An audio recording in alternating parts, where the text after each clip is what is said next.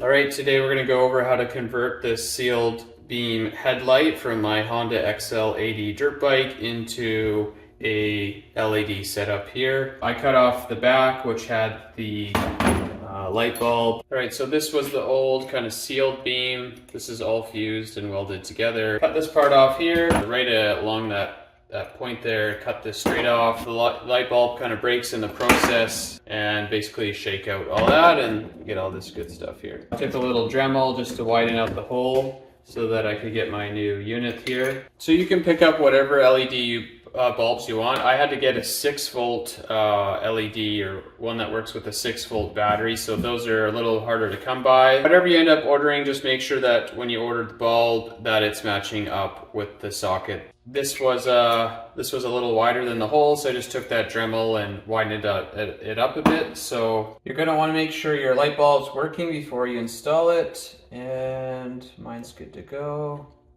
And since this is a Tom Fixes special, it's probably going to involve some shoe glue. I'm literally going to set that in place with a little piece of tape here and there, and I'm going to load this puppy up with shoe glue. It's flexible, it's super strong, it bonds really well, and that's going to hold that in place there, and she'll be pretty much ready for install after that. Okay, I've got that nice and centered. I've just done kind of 4 points here, got that nice and center where I wanted, and then I'm just going to do little glue tacks here, take off the tape, it'll have been secured, and then I'll do another layer of glue after that.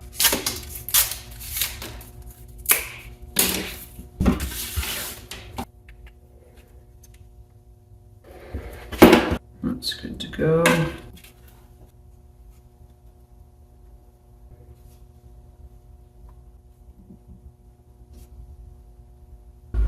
All right, there we go.